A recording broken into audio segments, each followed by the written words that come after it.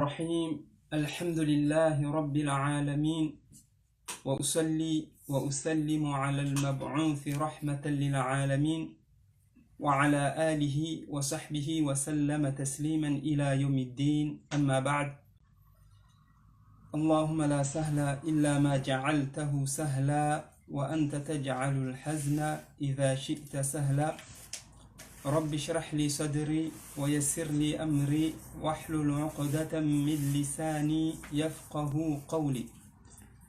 Chers pères, chères mères, mes chers frères, sœurs, enfants, élèves et bien sûr mes mamans, Assalamu alaikum wa rahmatullahi wa barakatuh. Nous voilà encore une fois autour du rappel d'Allah subhanahu wa ta'ala walhamdulillahi rabbil alamin. Remercions Allah activement. Remercions Allah subhanahu wa ta'ala pour ces bonnes occasions qu'il nous donne. Alors qu'il y en a énormément, des milliards de personnes qui sont privées de rappel. Nous, alhamdulillah, Allah il nous a donné ces quelques occasions pour faire le rappel d'Allah subhanahu wa ta'ala. On remercie Allah. Avant de continuer, bien sûr, je tiens à présenter mes sincères excuses pour le retard.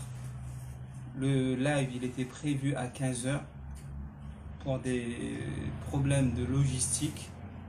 Ça a pris du temps, le début. On s'en excuse. J'espère, Inch'Allah, que vous trouverez en vous la force de nous excuser. Barakallahu fikum.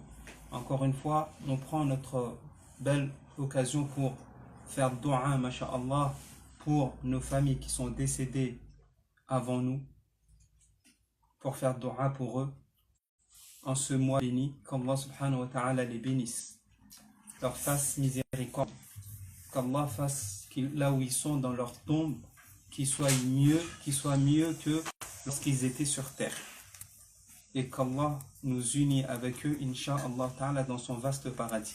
Comme on fait dua pour nos familles qui sont malades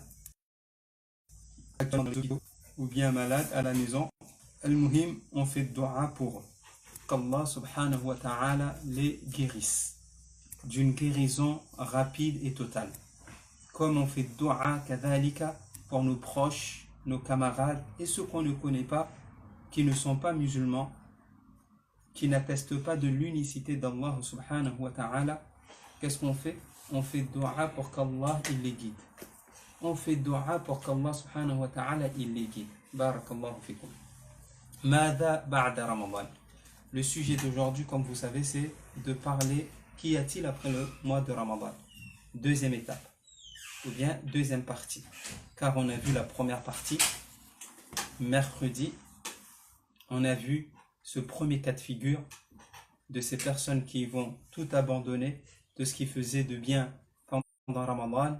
Ils vont dire au revoir à Ramadan, bon débarras, la hawla wa la quwwata illa billah, bon débarras à Ramadan, enfin on est libre, et qu'Allah nous en préserve. On a parlé de ce premier cas de figure, qu'Allah vous préserve de ne pas faire partie de cela. Allahumma amin. Et aujourd'hui on va voir le deuxième cas de figure de ces personnes justement qui vont être constants même après Ramadan. Mais avant cela, permettez-moi de faire le rappel de ces 2 ou 3 petits points rapides qui sont importants pour que je ne les oublie pas. Premier point, c'est bien sûr, mes chères familles, de ne pas oublier la zakatul fitr. De ne pas oublier la zakatul fitr. Je vous ai dit, lorsqu'on a développé ce sujet, qu'on peut arriver, qu'il y a des moments où on peut oublier. On est pris par dunya, la cuisine, le papa, le travail, etc. Et pas, imaginez, demain c'est l'Aïd. Demain c'est l'Aïd, imaginez. On ne sait pas. À cet effet, ça peut être demain comme ça peut être dimanche. Et si c'est demain l'Aïd, on doit donner la zakat avant la prière de l'Aïd. Voyez. Et la prière de l'Aïd, on a dit, c'est une demi-heure, 3/4 d'heure, 1 heure après Shuruq. Shuruq, c'est à 6 heures, on va dire. Elle est à 7h, 6h30, 45, ça y est, il faut que tu aies donné la zakat. Imaginez, allez, on est là, à attendre, et on ne va pas faire les courses. Et tu arrives le soir, demain c'est l'Aïd, à 20h, les magasins sont fermés. Et là, qu'est-ce que tu vas faire? Donc, on se fait le rappel. Attention, zakat al-fitr. Premièrement. Deuxièmement, on a dit, mes chers parents, mes chers frères et sœurs, on suit l'avis de ces innombrables savants, alhamdoulilah, qui disent que la zakat al-fitr, on doit la donner en nourriture. On doit la donner en nourriture comme le prophète sallallahu alayhi wa sallam à son temps, et les sahaba, c'est comme ça qu'ils ont donné. Ils donnaient en nourriture, alors qu'il y avait la monnaie en leur temps. Mais voilà, c'est un truc à part, zakat al-fitr, on donne en nourriture. On suit cet avis. Jusqu'à maintenant, on suit cet avis. Et on respecte les avis de ces innombrables savants aussi, minhum al-imam Abu Hanifa, qui va dans le sens qu'on peut donner. On peut donner, il n'a pas dit que c'est interdit, ils n'ont pas dit que c'est interdit de donner en nourriture, mais ils ont dit quoi? On peut donner la zakat al-fitr en argent. Nous, on dit la zakat al-fitr, yarhamukillah, nous on dit que la zakat al-fitr, on donne en nourriture. Quelle nourriture? Pas forcément le blé ou le couscous, la nourriture du pays. Si dans le pays ils mangent des bananes, on donnera en bananes. Si dans le pays ils mangent que du couscous, on donnera du couscous. Pas de souci sur ça. Après réflexion, subhanallah, wallahi mes chers frères et sœurs, parents, Allah il nous veut la facilité. Allah il nous veut la facilité d'une manière qu'on ne peut pas imaginer. Mais ça c'est une règle en or qu'il faut retenir. Allah il connaît notre pauvreté, il connaît notre faiblesse. Et pourtant il nous a imposé la zakat al-fitr. Il nous a imposé la zakat al-fitr pour toute personne qui en a les moyens. Et ici, avoir les moyens, c'est pas obligé que tu aies beaucoup de moyens. Hein. Si tu as 5 kilos de riz, tu donnes 2 kilos de riz, 2 kilos 700 de riz à un pauvre pour une personne. Vous voyez? Quand on fait le calcul, je prends une famille moyenne de 5 personnes, de 7 personnes. Aujourd'hui, c'est annoncé que la zakat al-fitr par personne, suivez la différence entre ceux qui donnent en argent et ceux qui donnent en nourriture. Regardez la différence. Prenons le cas d'une famille composée de 5 personnes. Tu vas être obligé de donner 5 x 7, 35. 5 x 7, 35. Très bien. Tu vas être obligé de donner 35 euros. Peut-être que tu ne les as pas. Peut-être que tu ne les as pas. Très bien. Alors que si maintenant tu prends la vie que tu donnes en nourriture, vous êtes 5 personnes, on a dit. Vous êtes 5 personnes, tu fais le calcul, 2 kilos, 500 grammes ou 700 grammes de riz par personne. Ça fait combien par les 5 personnes? Allez, on va dire 5 x 6, 30. Par exemple, 5 x 6, 30. Là, je fais grand. Tu donnes 30 kilos de riz. 30 kilos de riz, modeste, c'est un petit calcul rapide, tu l'achètes peut-être à 20 euros, à 25 euros, à 30 euros, selon bien sûr la qualité du riz. En réalité, on est gagnant. Tu y vas, tu achètes parce que c'est les moyens qui te permettent, tu ne peux pas acheter du riz. Tu achètes quoi? Allez, de la farine. Tu achètes de la farine, 2 kg 700, etc. La farine, ça coûte combien le kilo? Même pas 1 euro. Même pas 1 euro. Tu n'as pas les moyens. Tu achètes 10 kilos de farine. Après avoir fait le calcul, tu te retrouves peut-être ta zakat. Elle t'a coûté peut-être 5 euros. Peut-être elle t'a coûté 10 euros. 10 euros de nourriture. Vous avez compris? Peut-être que ta zakat, elle t'a coûté 10 euros de nourriture. Et tu donnes ça aux voisins. Tu donnes aux plus pauvres, ces personnes qui sont au chômage, ces personnes qui sont mariées, dont les deux époux ne travaillent pas, etc., etc. Vous voyez, en faisant ça, masha'Allah, tu as économisé. Tu as économisé. Mais imaginez ces personnes qui ont une grande famille composée de 10 enfants, et qui doit en plus, le maître de la maison, il doit encore payer pour les cousins, pour les cousines, parce que à la maison, il y a les enfants, mais il y a les cousins, il y a les tatas, il y a les tontons qui dorment.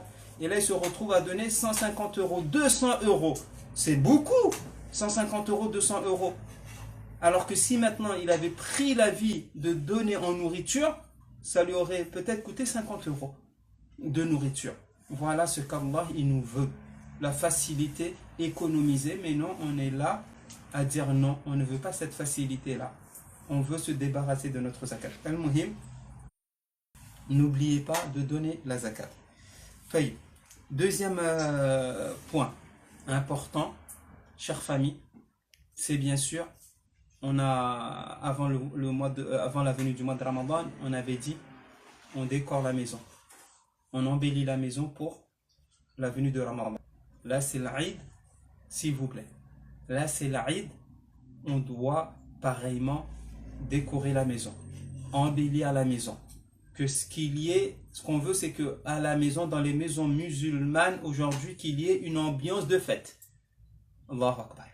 On veut qu'il y ait une ambiance de fête, s'il vous plaît. Et donc, vous savez ce qu'il faut faire?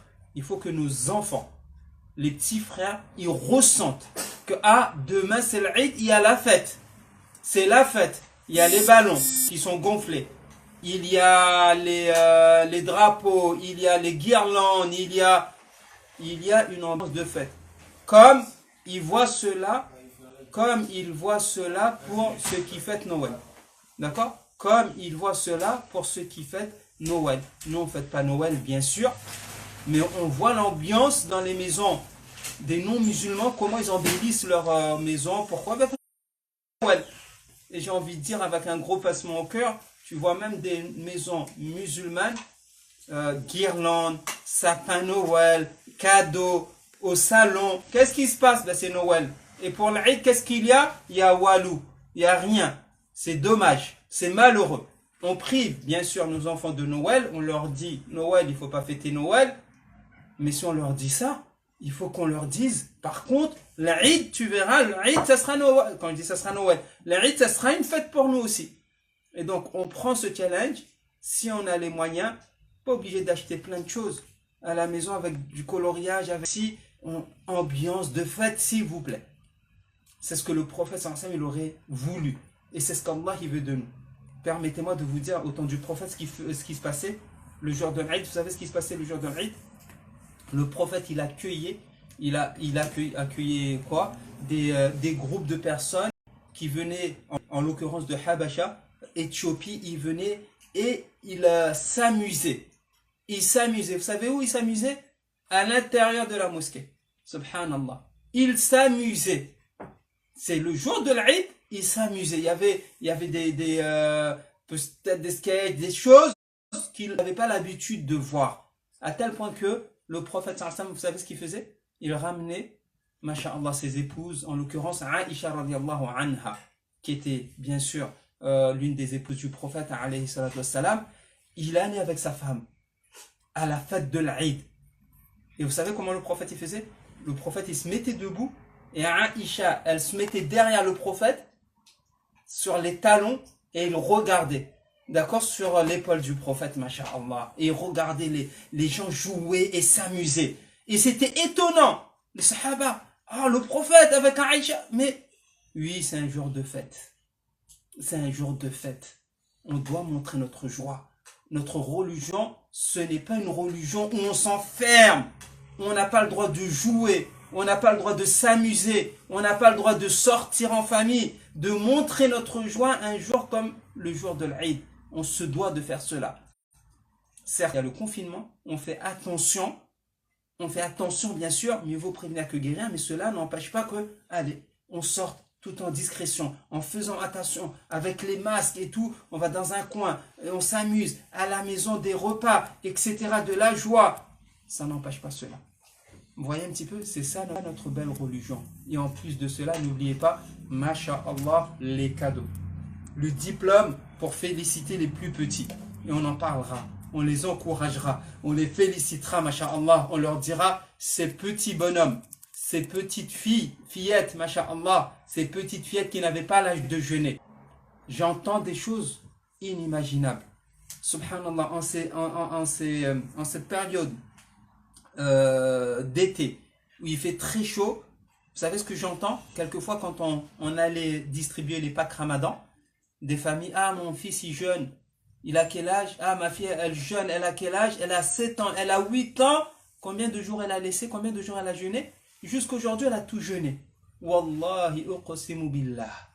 Des enfants de 8 ans.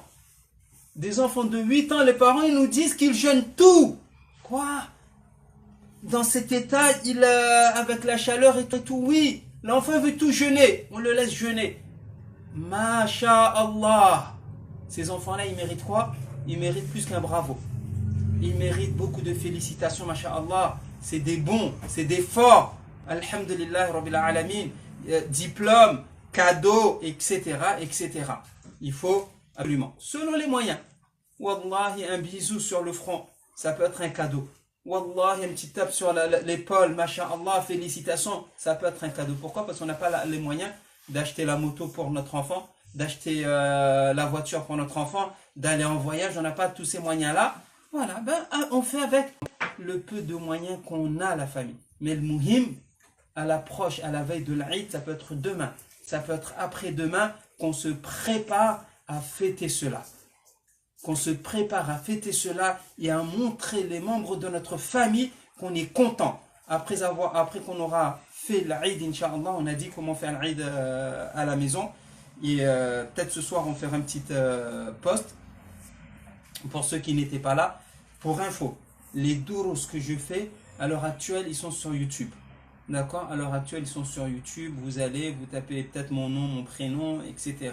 Vous pouvez les retrouver. D'accord? On nous a conseillé de les mettre, on a hésité, on met pas le muhim, on les a mis. Inch'Allah, yakoun khair. Inch'Allah, yakoun khair. Barakallahu fikum. Donc, on fait l'Aïd aussi. Après l'Aïd, la famille, on embrasse, on se félicite. Et n'oublions pas, troisième point, si on nous annonce que demain c'est l'Aïd, dès ce soir, at-takbir. Allahu Akbar, Allahu Akbar, Allahu Akbar. On montre la joie à la famille. On montre la joie, bien sûr, avec la tristesse qu'il y a de quitter Ramadan. Barakallahu fikum. C'était quelques petits points que je voulais ne pas oublier. Ne pas oublier de vous le signifier. Ça me rappelle, Mada ba'da Ramadan, qu'y a-t-il après Ramadan? Je regarde l'heure. Parce que c'est un sujet qui est très très important, mais vraiment capital. Je vous ai dit que lorsqu'on quitte le mois de Ramadan, on doit le quitter avec ces deux sentiments en nous. Le sentiment de tristesse qui doit être là, je vous l'ai dit, et le sentiment bien sûr aussi de remerciement. On est de satisfaction pour tous les bienfaits qu'Allah nous a donnés. J'ai un ami que j'aime beaucoup, que j'apprécie beaucoup. Masha'Allah, cet ami-là. Quand j'ai l'occasion de citer son nom, je le cite. Il s'appelle Ahmed. Masha'Allah. Il a fait les études avec moi. Cet ami-là, Masha'Allah, c'est une personne que j'estime beaucoup. Et vous savez pourquoi j'estime beaucoup? Pour moi, c'est quelqu'un qui est très proche d'Allah, qui est un élu d'Allah, qui est un bien-aimé d'Allah. Il a mémorisé le Coran. Vous savez en combien de temps? En combien de temps il a mémorisé le Coran? Il connaissait quelques pages, il connaissait quelques sourates. Mais subhanallah, tellement cette personne-là, elle est, j'ai envie de dire, intelligente, etc. Il a beaucoup de facilité. Il a mémorisé le Coran en l'espace de 2 à 3 mois. Oui, mes enfants. Il a mémorisé le Coran, mon ami Ahmed, en l'espace de 2 à 3 mois. Vous savez comment? Il a pris sur lui, je vous ai dit qu'on faisait les études ensemble à Médine, Masha'Allah, Ahmed. Et une année, il a décidé de ne pas aller en vacances. En été. Nous, on est partis en vacances. On était contents d'aller en vacances. Surtout en été, là-bas, il fait très chaud. Tous les étudiants, ils partent et toi, tu es tout seul. Dur. Mentalement, c'est très dur. Et lui, il a pris sur lui, il a dit non, moi je ne vais pas en vacances cette année. Je vais rester pour mémoriser le Coran. Et ce que je vous dis, encore une fois, je ne l'ai pas écouté ça d'un dars, hein. Je l'ai vécu. C'est un ami à moi. Masha'Allah.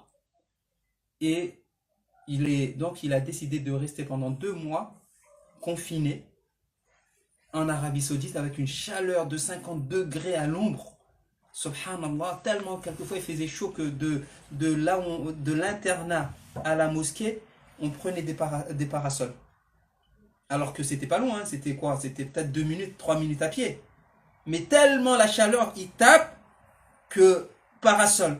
Pas pour se protéger de la pluie, hein, pour se protéger du soleil. Suivez la famille s'il vous plaît. Et donc, nous on est partis, on est revenu en septembre. Il avait presque mémorisé tout entier. Il lui restait quelques chapitres. Allahu Akbar. Lorsque tu laisses quelque chose, suivez, prenez ça comme règle s'il vous plaît. Le prophète alayhi salatu wassalam, il nous dit quoi? Vivez avec ces hadiths et priez sur le prophète sallallahu alayhi wa sallam. On est vendredi. Allahumma salli ala Muhammad wa ala ali Muhammad. Le prophète, qu'est-ce qu'il dit alayhi salatu wassalam? Quiconque laisse quelque chose pour Allah, Allah il lui donne mieux que ce qu'il aura laissé. Retenez ça. Et lorsque vous avez la possibilité de laisser quelque chose pour Allah, mettez en tête que Allah, ce qu'il va me donner, ça sera mieux que ce que j'aurais laissé. Ça sera mieux que ce que j'aurais laissé. Tu laisses le haram, un exemple. Tu laisses le haram alors que le haram, il est là. Tu peux embrasser cette fille qui ne t'est pas licite. Tu peux, il n'y a personne qui te voit. Et wallahi, tu dis, Allah, il me voit. Je laisse ça pour Allah. Allah, il te donnera mieux. Il te donnera mieux, Inch'Allah. Tu laisses la possibilité de voler. Personne ne te voit, mais je ne vole pas. Allah, il te donnera mieux. Tu laisses la possibilité de tricher. Tu laisses la possibilité de tricher à l'école, au travail, etc. Allah, il te donnera mieux que ce que tu auras laissé si tu laisses pour Allah. Ya salam. Tu es en train de regarder la télé. Tu es en train de regarder la télé, Koh Lanta ou c'est pas quoi. D'accord? Et tu entends l'adhan. Tu entends l'adhan et la foi, elle est là. Elle te fait croire. Allez, prends la télécommande et tu éteins. Qu'est-ce que tu es en train de faire? J'éteins. Pourquoi? Parce que Allah, il m'appelle. Tu laisses ça pour Allah. Allah, il te donnera le paradis. Il te donnera le paradis bi'idhnillahi wa ta'ala. Et donc, mon frère Ahmed, il a laissé les vacances pour Allah. Il s'est dit, je vais mémoriser le Coran. Allah, il lui a mis une baraka dans son temps. Il a mémorisé très rapidement. Vous imaginez le Coran, plus de 500 pages. Il a mémorisé très rapidement, masha'Allah. Allahu Akbar. Mon fils, il dit combien? 600 combien? 604 pages. Il les a mémorisées en l'espace de 2-3 mois. C'est un record. C'est un record. Et donc, pourquoi je vous cite Ahmed? Un jour, j'ai eu l'occasion d'aller faire, comment on appelle la retraite spirituelle qu'on fait pendant le mois de Ramadan, dans les 10 derniers jours, en arabe, comment ça s'appelle? Est-ce qu'elle y est dans le quiz? Vous pouvez me rapporter un quiz? Vous essayez de trouver cette question. Numéro combien? Vite, comment il s'appelle cette retraite spirituelle en arabe? Allez. Quelqu'un qui demande, il avait quel âge, Ahmed? Il avait quel âge? Bravo. À l'heure actuelle, il a la quarantaine. Et donc, en ce temps-là, il devait avoir 20 ans. La vingtaine. Barakallahu fik. Il devait avoir la vingtaine, mon frère, mon petit frère. Je pense, ouais, c'est ça, il avait la vingtaine. Donc, il n'était pas très, très âgé, jeune. Il voilà, cherche la question. Comment appelle-t-on la retraite spirituelle Si vous ne dites pas la réponse, moi, j'arrête le live. Hein. J'arrête le live. Quelqu'un qui a dit irtikaf. Ah, bravo. Bravo, petit frère. Bravo, petite soeur. Masha'Allah alayk. Cherche, c'était dans une question. Le quiz, Masha'Allah, al-i'tikaf. Merci, mon frère. Merci, ma soeur. Parce que tu sauves le live, sinon on aurait stoppé. Barakallahu fikum. Très bien. J'ai eu l'occasion, walhamdulillah rabbil alamin, d'aller faire l'i'tikaf dans le plus beau endroit de ce bas monde. Dans le plus beau endroit de ce bas monde, le plus important, je l'ai fait, walhamdulillah, à Médine, et à Médine c'était fi Rawda. Fi Rawda, le prophète nous dit, ma bayna bayti wa minbari rawdatu min riyadil jannah. C'est un endroit du paradis. Et avec Ahmed, on est parti, c'était pas là, c'était à la Mecque, à la mosquée de la Mecque, masha'Allah, l'i'tikaf pendant 10 jours. Tu sors de l'i'tikaf, tu te prends pour un ange. Tu te dis, ah, ça y est, plus de péché, tu marches, la tête baissée. Masha'Allah, tu es là avec, subhanallah, tu parles plus. que le paradis. Tu vois le paradis devant toi.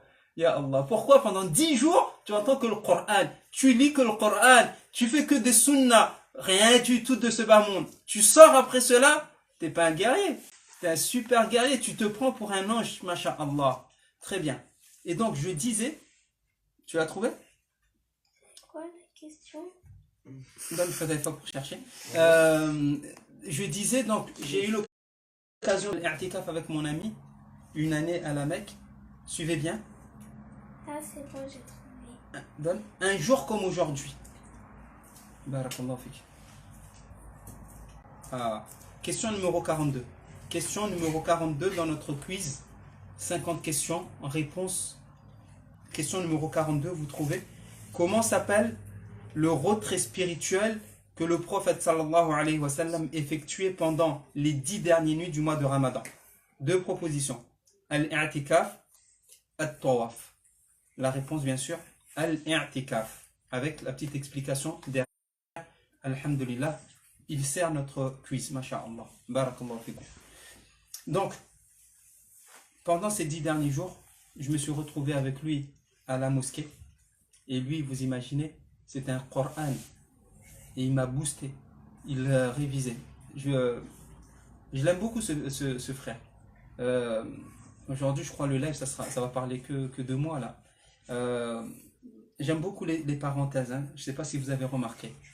À cet effet, ce frère-là, Ahmed, lorsque je mémorisais le Coran, je révisais le Coran. Après l'Aïcha, je restais à la mosquée, la mosquée du prophète, alayhi salatu wassalam, entre le Maghrib et l'Aïcha. Soit j'allais écouter un dars, soit après l'Asr, je restais, je révisais. Après entre le Maghrib et l'Aïcha, j'allais écouter un dars. Et à la sortie de l'Aïcha, après l'Aïcha, on retournait à l'école, on allait prendre les bus, et je le cherchais où est-ce qu'il était. Pourquoi? Pour qu'il m'écoute ma partie que j'avais mémorisée. Et je vous assure, subhanallah, je lui disais pas où est-ce que je vais lire. Hein. Directement, allez viens. Je commençais à lire et directement lui, il cherchait dans sa tête où est-ce que je lisais. Et un jour, la ilaha illallah, Ahmed, un jour, il m'a corrigé. Il m'a corrigé. Après, je lui ai dit non, je pense que j'ai raison. Il m'a dit, moi, la manière dont j'ai appris, c'est pas de cette manière-là. J'ai appris de ma manière à lui. Et fi'lan, on est parti, on a regardé, il avait raison. Il a, subhanallah, il a une mémorisation des plus fortes. Alhamdulillah, Ahmed, masha'Allah. Il a une voix aussi lorsqu'il lit. C'est pas moi qui lis, hein. C'est fou, masha'Allah. Et donc, une nuit comme aujourd'hui, l'Aïd, écoutez bien, l'Aïd, ça allait être soit demain, soit le lendemain. Et le soir, al-Maghrib, bien sûr, on est dans le suspense. On attend. Est-ce qu'on va nous annoncer que l'Aïd c'est demain ou bien ça sera le lendemain? Écoutez bien, j'étais assis avec lui. Il était à ma droite. Si je me rappelle bien, il était à ma droite. On attend. Et à un moment donné, on entend un gros bruit. D'accord? Un gros bruit. Comme les canons. Vous voyez les canons comme à l'ancienne ou pour annoncer. Et ça a annoncé que demain c'est l'Aïd. Ou bien que demain c'est Ramadan. Et mon frère Ahmed, quand il a entendu le canon sonner, il s'est mis à pleurer. Ya Allah. Il s'est mis à pleurer. Nous à côté on était joyeux, on était contents. Wallah, il s'est mis à pleurer, mon frère Ahmed. Et après je lui ai demandé, mais qu'est-ce qui se passe Ahmed? Qu'est-ce qui se passe? Pourquoi tu pleures? Il m'a dit cette parole. Il m'a dit quoi? Il m'a dit le fait que je viens de savoir que demain c'est l'Aïd, c'est comme si Allah il prend Ramadan, il le monte au ciel. Le mois de Ramadan, ce cadeau qu'Allah il nous a donné, c'est comme si Allah il est en train de le prendre, ça y est, c'est fini. C'est fini. Tous les bienfaits du mois de Ramadan. Toutes ces bénédictions qu'il y a pendant le mois de Ramadan, ça y est. Il voyait l'image, c'est comme s'il montait au ciel et que c'était fini. Voilà. Et donc, un jour comme aujourd'hui, demain c'est l'Aïd, ou après-demain c'est l'Aïd, on doit être dans ça. Dans cette tristesse que le mois de Ramadan, ce cadeau qu'Allah il nous a donné, et quel cadeau? Ces bénédictions innombrables qu'Allah il nous a données, ils vont finir. Mais Inch'Allah, ce n'est pas un adieu, mais c'est un au revoir, bi'idhnillahi tabaraka wa ta'ala. Et Allah il nous gardera longtemps vivants et qu'on pourra jeûner encore. Walhamdulillahi rabbil alamin. Chère famille, Mada ba'da Ramadan. Qu'y a-t-il après Ramadan? Qu'y a-t-il après Ramadan? Et donc, deuxième cas de figure, alhamdulillah, la constance. C'est bien sûr d'essayer tout simplement d'être le plus constant possible. D'être le plus constant possible. Allah subhanahu wa ta'ala, suivez bien mes chers frères, mes chères sœurs, Inch'Allah, le sujet il est très important. J'attire votre attention. Tout ce que vous êtes en train de faire, si c'est pas important, laissez-le. Laissez-le. Et si possible, asseyez-vous, Inch'Allah, et écoutez attentivement. Parce que, Inch'Allah, c'est très, très, très important. Bi'idhnillah, et qu'Allah me facilite à pouvoir vous expliquer, vous dire ce que je dois vous dire. Et bien sûr que je ne sois pas là à vous dire que vous profitez et que moi je ne profite pas. Pendant le mois de Ramadan, Allah il vous a fait goûter l'iman. Il vous a fait faire des choses que en dehors du mois de Ramadan, vous ne pouvez pas les faire. Allahu Akbar. Permettez-moi de citer quelques-uns de ces exemples. Il y en a qui se sont mis à prier pendant Ramadan. Avant Ramadan, ils ne priaient pas. Il y en a qui se sont mis, c'est la première fois qu'ils jeûnent. Il y en a qui se sont mis, masha'Allah, à lire le Coran, à se surpasser dans cela. À se surpasser. Ils ont lu 1 fois, 2 fois, 3 fois, 5 fois, 10 fois, 15 fois, 20 fois. Masha'Allah. Il y en a, ils ont goûté à la saveur de la prière de Tarawih. Il y en a qui ont goûté à la saveur de la prière de nuit. Il y en a qui ont goûté à la saveur de pleurer pour Allah, de faire dua intensément. Masha'Allah. La réponse à qu'est-ce qu'on doit faire pendant Ramadan, tout simplement la constance. Ça marche pas? Si, mais aussi le son il est bas. Attends. Vous voulez que je crie un petit peu? C'est dur, hein? À la fin du Ramadan, crier. Au début du live, je criais beaucoup. Mais bon, on va essayer. Après, le sujet est sensible de crier. C'est khair, Inch'Allah. Qu'Allah nous aide. Barakallahu fikum. On va essayer, Inch'Allah, d'augmenter le son. Et donc, pendant Ramadan, on a goûté à tout cela. Inch'Allah ta'ala, ce qu'il faut faire, c'est que après Ramadan, essayez d'être constant. J'utilise bien le verbe essayer parce que bien sûr, ça ne sera pas facile. Les conditions ne seront pas les mêmes, ça c'est sûr. C'est pour cela qu'il faudra essayer de rester constant.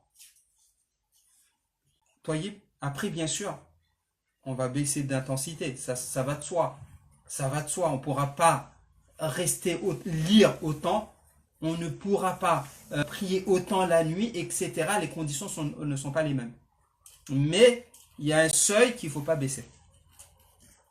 Quoi, par exemple? Délaisser la prière. Nalillah. Après Ramadan, essayez de jeûner 6 jours pendant Shawwal. On en reparlera. Et des jours surérogatoires. Masha'Allah, etc. Donc, pour aller vite un petit peu, et pas très vite, mais attention à cette question, que doit-on faire après Ramadan? C'est, attention, d'être constant. D'être constant. Et donc là, on va prendre quelques minutes, on va parler de la constance.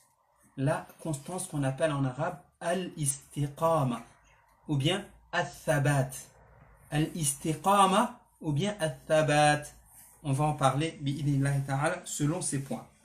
Allez, une petite feuille. Premièrement, l'importance de l'istiqama. Posez-vous cette question-là. C'est quoi l'importance d'être constant? C'est quoi, qu'est-ce qu'Allah nous donne lorsqu'on est constant et qu'on ne délaisse pas, d'accord? Mais qu'on continue avec toutes les difficultés qu'il peut avoir, mais on continue, on est constant. Suivez bien, je regarde l'heure parce que ce point-là, j'aimerais, Inch'Allah, le terminer. Retenez. Premier point, l'importance de l'istiqama. Allah subhanahu wa ta'ala, il nous annonce une très bonne nouvelle. Il annonce une très bonne nouvelle à toutes les personnes, les croyants qui sont justement constants. Vedefa, c'est toi, s'il te plaît, solennel. Toutes les personnes qui sont constantes, Allah, il leur annonce cette bonne nouvelle. Question. Sommes-nous parmi les constants? Serons-nous parmi les constants? Ou bien, non, on n'est pas constant. Très bien. Si on est constant, le cadeau qu'Allah il nous donne, c'est quoi? Allah subhanahu wa ta'ala, il nous dit dans cette magnifique sourate. بعد أعوذ بالله من الشيطان الرجيم إن الذين قالوا ربنا الله الله أكبر إن الذين قالوا ربنا الله ثم استقاموا. À cela, certes, certes, Allah, c'est-à-dire sans aucun doute, pas de doute dans cela. Qu'est-ce qu'ils ont? Ce qui affirme, ce qui atteste qu'Allah, il est leur Seigneur. Rabbuna Allah. Allah, il est notre Seigneur. Radina billahi rabba. Nous attestons, nous acceptons qu'Allah, il est notre Seigneur. Qu'est-ce qu'elles auront ces personnes qui vont attester de la seigneurie d'Allah, qu'Allah il est leur Seigneur, pas fini, et qu'ils seront constants dans cela. Être constant jusqu'à quand? Être constant, s'il vous plaît, écrivez la réponse. On est constant jusqu'à quand? À quel âge on doit être constant? Oui? Jusqu'à la mort. Ya Allah. On doit être constant jusqu'à le jour où Malak al-Maut il nous choisira. Lorsqu'il nous choisit, il nous trouve on est constant. Il nous trouve qu'on fait partie de ceux qui disent La ilaha illallah, Rabbuna Allah, et on est resté constant.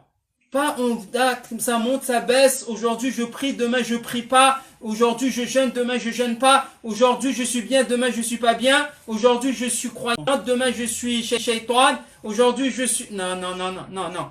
On est constant. À cela, Allah subhanahu wa ta'ala, il leur annonce cette nouvelle.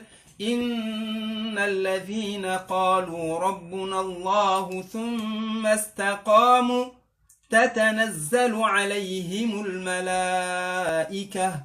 Qu'est-ce qui se passe? Les anges y descendent. Les anges y descendent à un moment bien précis. Ya Allah. Les anges y descendent vers eux. À un moment bien spécial. Retenez s'il vous plaît. Je vous ai dit que je veux que vous vous asseyez et que vous entendez cette leçon-là parce qu'elle est importante. Et si possible, si elle est bien, partagez-la. Si elle n'est pas bien, ne la partagez pas. تتنزل عليهم الملائكة ألا تخافوا ولا تحزنوا. Les anges y descendent vers lui, vers eux, à un moment bien précis. C'est quoi ces moments bien précis? Au moment, les savants ils disent quoi? Au moment où ils meurent. Ce moment terrible où tu laisses la famille, tu laisses tout ce que tu avais, tu laisses tout ça pour aller dans un endroit où tu connais pas, dans un endroit où tu ne sais pas ce que tu vas trouver. Qu'est-ce qui se passe? Le cadeau qu'Allah il te donne, il envoie des anges pour venir te tranquilliser. Allah takhafu wa la tahzanu. N'ayez pas peur. Ya Allah. N'ayez pas peur de l'endroit où vous allez aller. N'ayez pas peur. C'est encore mieux que ce bas monde là. L'akhira c'est encore mieux que walal akhiratu khayrun laka min al-ula. Allahu akbar. N'ayez pas peur. Et il leur dit ces deux choses là. Allah takhafu wa la tahzanu.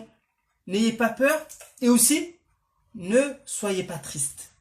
Ne soyez pas triste. La famille que tu laisses, ces enfants magnifiques que tu laisses, ton travail magnifique que tu laisses, tes maisons, tes plaisirs que tu avais dans ce bas monde, ne sois pas triste.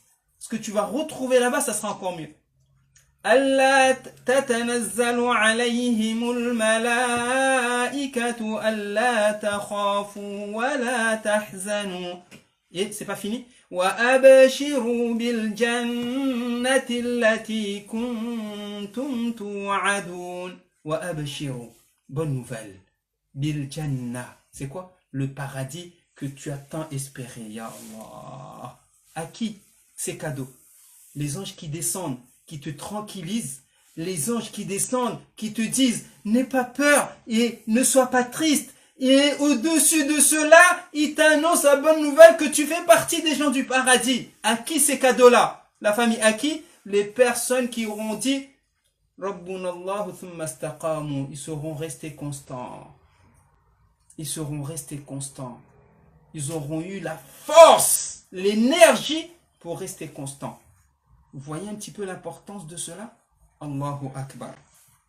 Et toi, beaucoup de hadiths. Hein?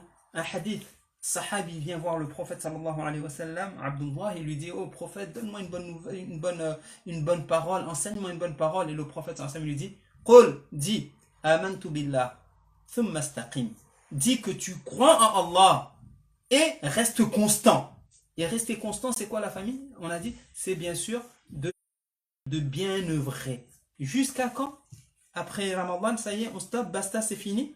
Non, c'est de rester constant jusqu'au jour où Allah subhanahu wa ta'ala il nous choisira. De rester constant jusqu'au jour où Allah subhanahu wa ta'ala il nous choisira. Toi, alors, ce point il est important, je regarde l'heure, excusez-moi. Question suivante, retenez, écrivez. C'est quoi al-wasa'i?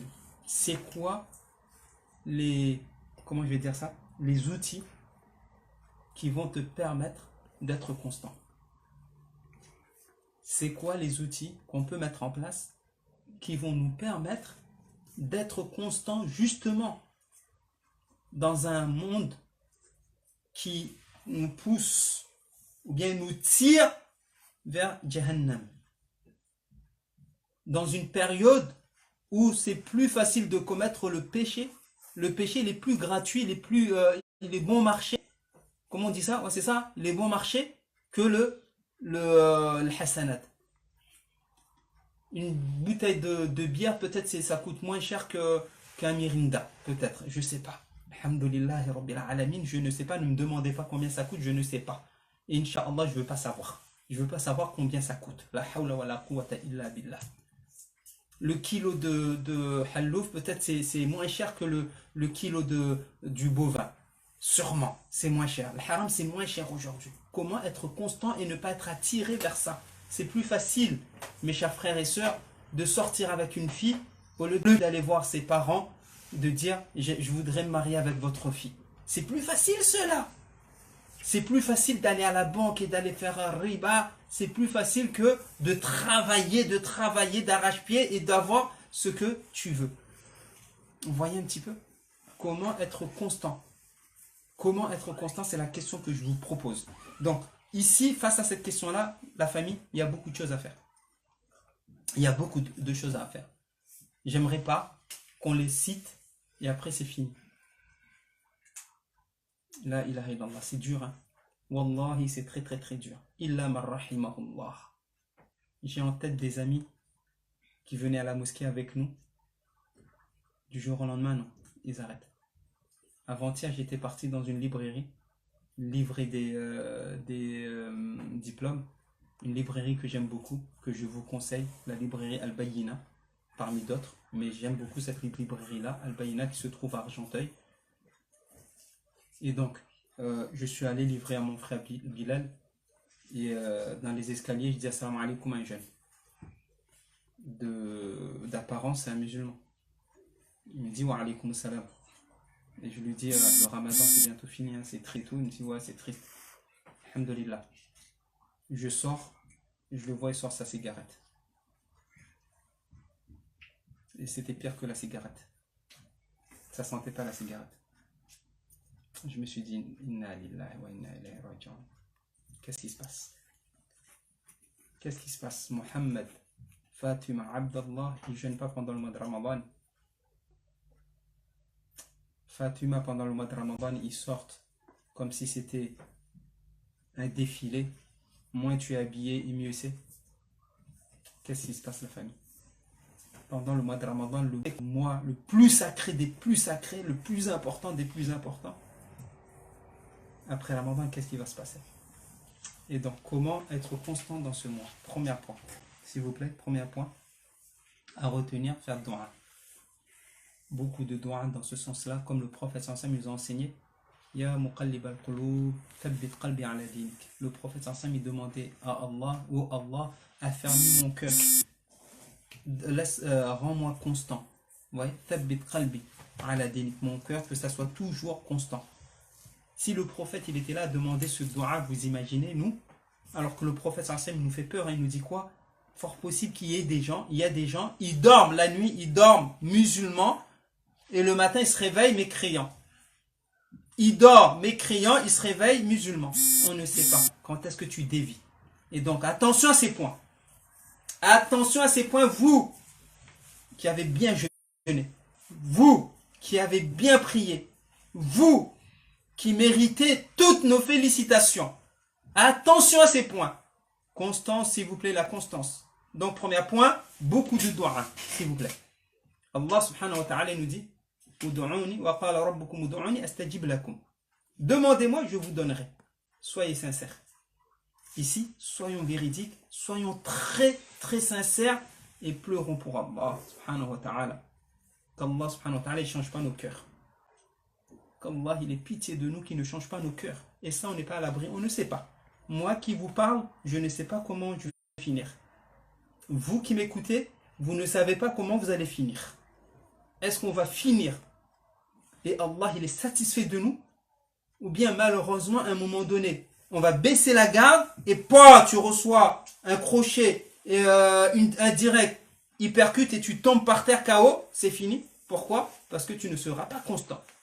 Tu n'auras pas fait attention au point que je suis en train de citer. Elle est où mademoiselle qui était en hijab? Aujourd'hui, subhanallah, des sœurs en hijab, djilbab. Et aujourd'hui, on les voit ici. Je veux être épanoui, laissez-moi tranquille. Je suis libre.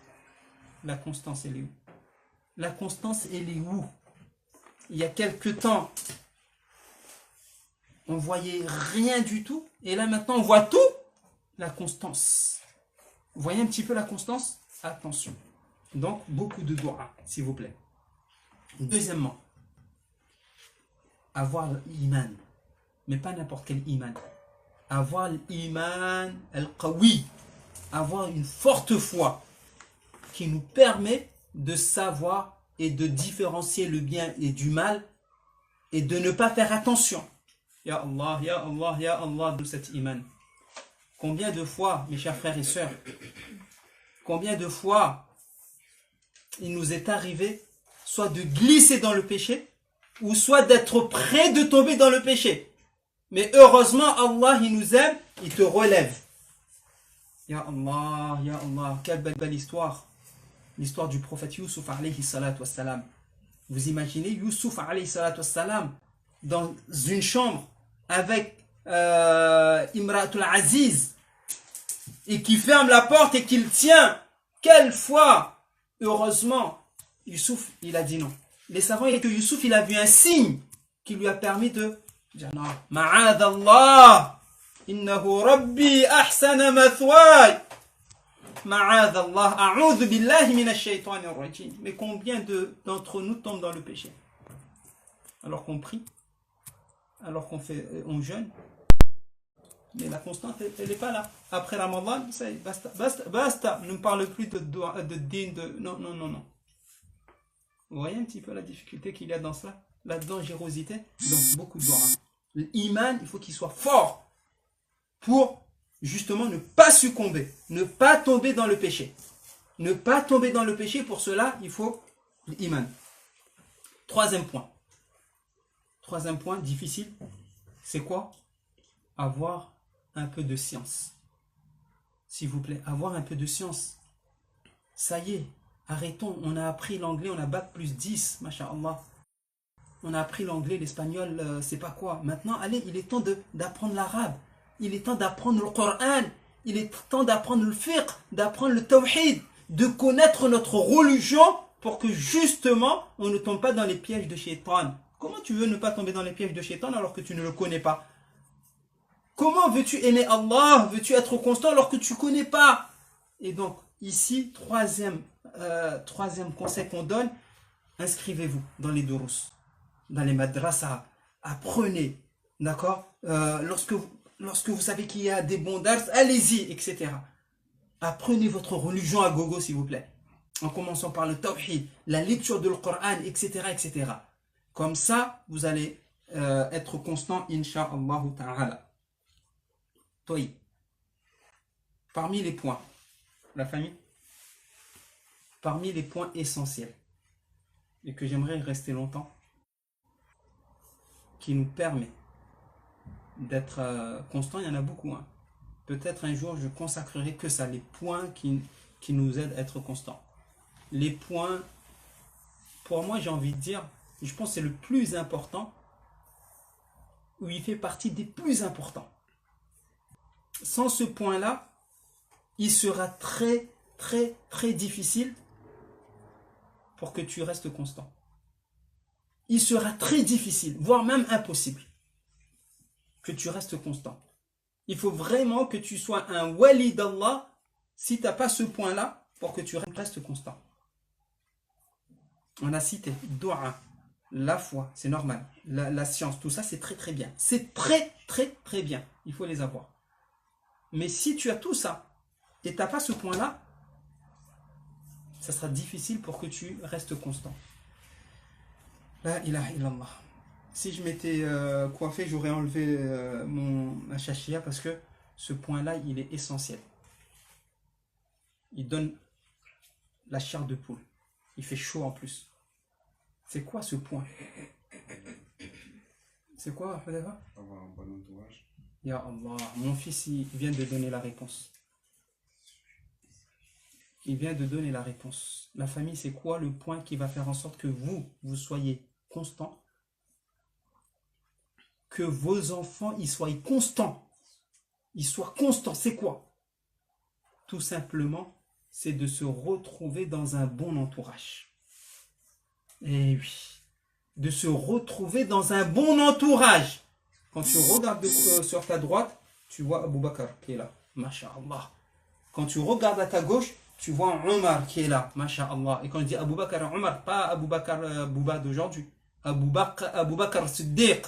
Tu vois ton ami à droite, il a les qualités d'Abu Bakr. Allahu Akbar. Tu vois ton ami de gauche, il a les qualités de Omar. Tu regardes devant toi, tu vois Hamza. Tu regardes derrière toi, tu vois Ali. Là, dis-toi bien, rien ne peut t'arriver.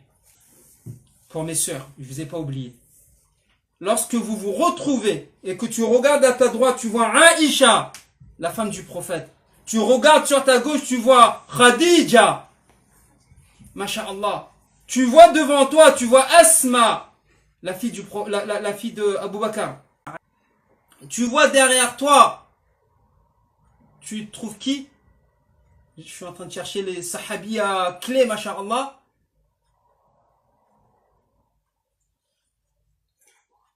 Rab'a, non, c'est pas une sahabiya. Tu vois par non, masha'Allah. Tu vois derrière toi, tu vois qui? Asiya. C'est qui Asiya? La femme de Pharaon qui a laissé ce bas monde. Pharaon, elle a choisi, elle a dit Rabbi ibni li indaka baytan fil jannah. Là, quand tu te sens comme ça, tu regardes. Là, tu te dis, rien ne peut m'arriver. Ya Allah, Ya Allah, Ya Allah. Heureux celui qui est comme ça. Mais subhanallah, quand tu t'entoures aujourd'hui, tu regardes sur ta droite, toi tu t'appelles Muhammad, tu t'appelles Abdallah, tu t'appelles Aïcha, tu t'appelles, et tu regardes à ta droite, Philippine. Tu te regardes à ta gauche, Jean-Philippe. Tu regardes devant toi, Sébastien. Tu regardes derrière toi, Marilyn, etc. Quand je cite ces noms-là, c'est parce que on peut avoir des Marilyn musulmanes, tout ça, attention, on se comprend. Mais bien sûr, quand tu regardes ça, j'aurais dû citer les starlettes là qu'il y a, mais je les connais pas, je connais pas leur nom. Vous voyez? Mais malheureusement, c'est ça. C'est ça aujourd'hui. Nos enfants et nous-mêmes et vous-même, c'est ça notre entourage. C'est ça notre entourage. Et c'est pour cela que notre constance, elle est faible. C'est pour cela que notre entourage, elle est faible. Ou bien notre foi, notre constance, pardon, c'est pour ça que notre constance, elle est faible. Vous avez compris? On a la foi, on a un peu de science, on a ça, mais notre entourage, illa man rahimahullah. Illa man rahimahullah, c'est-à-dire quoi? Celui ou celle qu'Allah veut du bien. Il l'entoure de personnes bien. Moi qui vous parle, quand j'ai débarqué, quand j'étais parachuté en France, je vous ai dit, hein, j'étais dans un endroit où j'entendais l'adhan, pas le subh, dhuhr, l'asr, le maghrib, j'entendais l'adhan, je voyais les mosquées, j'étais dans un endroit comme ça, à La Réunion. Et puis, on m'a parachuté en France, bravo, on est tous, on est contents, la métropole, la France et tout. Allez, on va à la mosquée, une cave, pas l'adhan. Et tout. Ah, la mosquée, c'est ça la mosquée? Oh, je suis tombé de bas. C'est ça la mosquée? C'est ça là la mosquée? Je vais à la mosquée avec ses rats, avec ses égouts, on entend. Oui, c'est ça la mosquée en France. Qu'est-ce que tu veux? Je t'ai parachuté dans ça. Mais heureusement, Allah subhanahu wa ta'ala, il m'a aimé. Walhamdulillahi rabbil alamin. Il m'a mis entre mes mains des personnes qui m'ont ramené à la mosquée, etc., etc. J'allais à la mosquée, j'allais jouer, j'allais m'amuser avec des personnes. Quand c'était l'heure de la prière, on allait à la prière. Pas de femmes, pas de cigarettes, pas d'alcool, pas de sortie en boum, rien de tout cela. Ah, voilà. Vous voyez un petit peu? C'est ça le souhait. Mais aujourd'hui, subhanallah, si on regarde notre entourage, encore une fois, je vous ai dit, et quelquefois aujourd'hui, le danger, il est imminent, c'est plus des gens physiques. On reste devant l'ordinateur, à tchatcher avec des personnes des heures et des heures et des heures et des heures. Et dedans, il n'y a pas, ne serait-ce une fois, bismillah, a'udhu billah, un rappel d'Allah. Vous voyez le danger? Donc, faisons attention. Je vais m'arrêter à là tellement, il y a beaucoup de choses à dire sur ça, tellement c'est important. Suivez bien, suivez cette anecdote, tellement c'est important la bonne compagnie, qu'Allah, vous savez, il a valorisé quoi? Un animal. Allez, suivez, dites-moi la réponse. Allah, il a valorisé un animal dans le Coran parce qu'il était en bonne compagnie. Oui? L'éléphant? Presque. Moins grand que l'éléphant, mais c'est vrai qu'Allah, il l'a valorisé aussi. Tellement il l'a valorisé qu'il a la sourate Al-Fil. Vous voyez? Sourate Al-Fil. Allez, quoi? Allez, je pose. Siam, bravo. Ah, viens ici. Oh là là, un chien. Bravo. Ah, elle est là, celle qui a donné la réponse. Et bien sûr, merci. Masha'Allah. Et bien sûr, Allah, il a valorisé la vache. Il a donné une sourate, la vache. Il a donné une sourate à Al-Fil.